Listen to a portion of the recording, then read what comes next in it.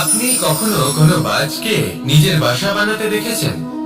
এই বাজ যখনই কোনো বাসা বানায় তখন উঁচু গাছের ডালে বা কোনো পর্বতের শিখরে বাসা বানায়, অনেক উচ্চতায়। আর সেখানে তার সন্তানও জন্মগ্রহণ করে। যখন এই সন্তানেরা জন্মায় তখন এই বাজ খুবই ভালোবেসে এবং খুব সাবধানে এদের পালন পোষণ করে। নিজের ঠোঁট দিয়ে তাদের ঠোঁটে খাবার পরিবেশন করে। কিন্তু যেই সেই সন্তানেরা হৃষ্টপুষ্ট হয়ে যায় এবং সেই কথা বাজ নিজে বুঝতে পেরে যায়, সেই বাজ নিজেই সেই বাসা ছিন্ন ভিন্ন করে দেয়।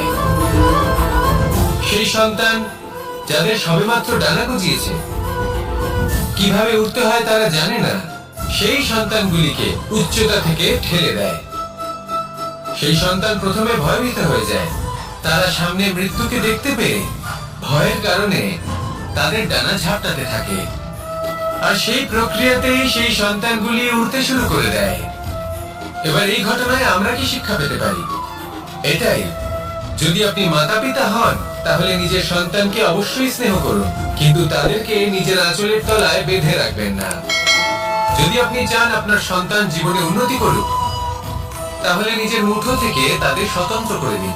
এই সংসারে সংঘর্ষ করতে দিন। সেই সন্তান নিজেই বুঝতে পারবে যে জন্মের সময় পাওয়া ডানা কি করে ব্যবহার করতে হয়। আর আপনার চোখের সামনে আপনার সন্তান এই আকাশে উড়তে থাকবে। তাহলে আসুন আমার সাথে ভালোবেসে বলুন, রাধা রাধা। সংসারে সবচেয়ে পবিত্র মানা হয় গঙ্গা জলকে। কখনো ভেবে দেখেছেন কেন? কারণ গঙ্গা জলের আবির্ভাব অত্যন্ত শুদ্ধ হয়, তার জন্ম শুদ্ধ হয়, যেখান থেকে তার শুরু সেটাই শুদ্ধ হয়। আর শুরুটা শুদ্ধ হওয়া অত্যন্ত আবশ্যক। আমাদের জীবনে সবই শুরু হয় আমাদের ভাবনা থেকে। নিজের ভাবনাকে শুদ্ধ রাখুন, কারণ এই ভাবনা থেকেই আবির্ভাব হয় শব্দের। আপনার শব্দ শুদ্ধ রাখুন, কারণ এই শব্দ দ্বারাই আপনার কাজ সম্পন্ন হয়। আপনার কাজ শুদ্ধ রাখুন, কারণ এই কাজ দ্বারাই তৈরি হবে আপনার স্বভাব। স্বভাব থেকেই তৈরি হয় আপনার অভ্যাস, আর অভ্যাস থেকে তৈরি হয় আপনার চরিত্র।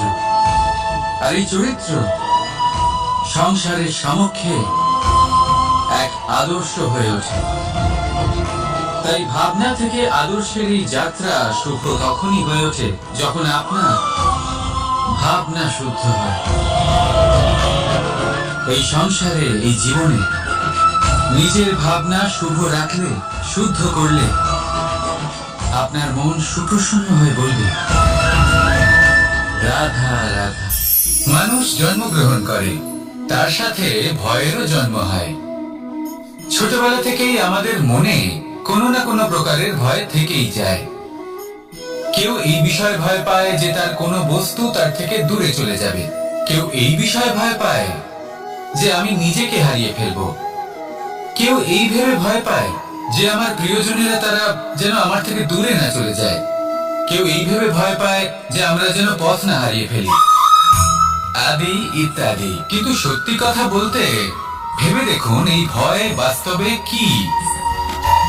শুধুই একটা মনস্থিতি, আর কিছুই নয়। যা কিছু আপনি জীবনে পেয়েছেন তা একদিন আপনাকে হারাতে হবে।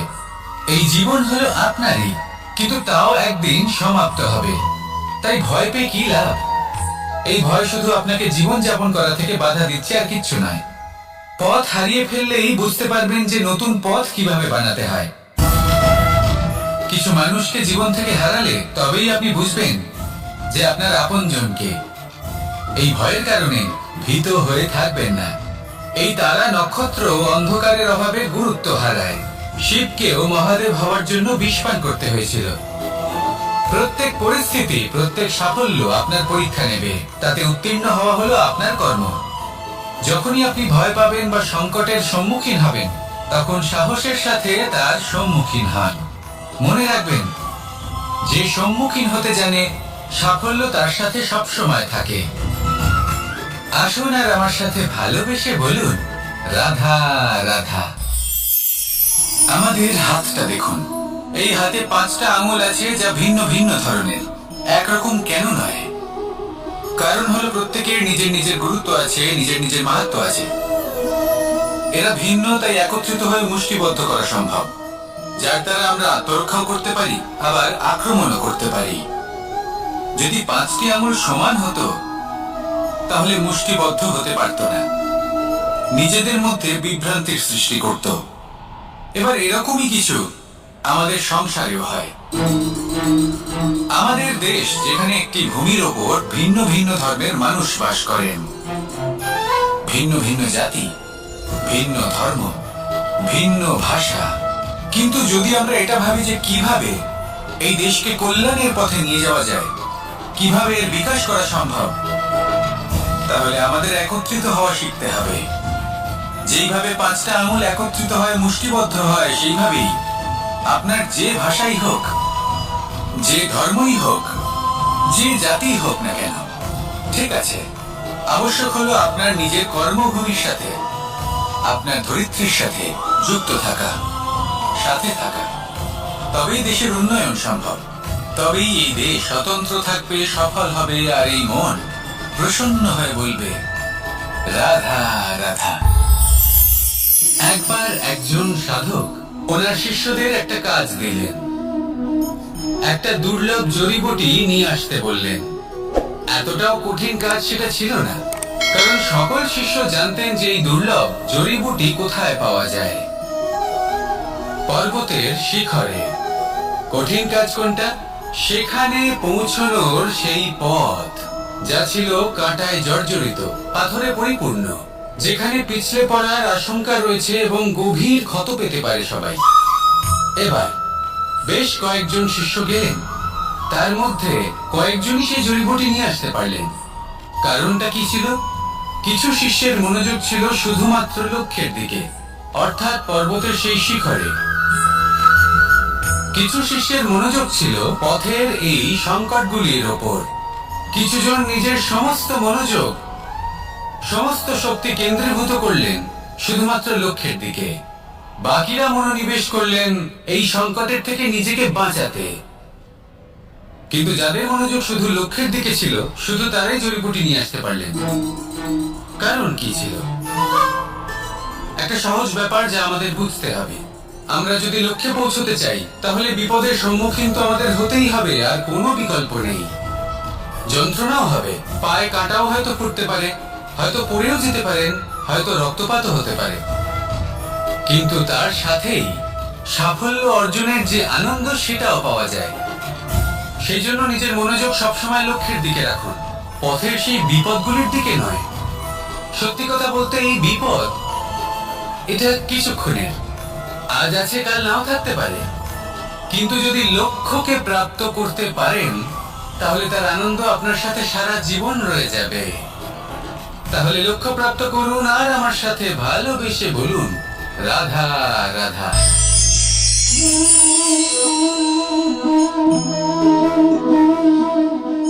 দুধ আর মাখন।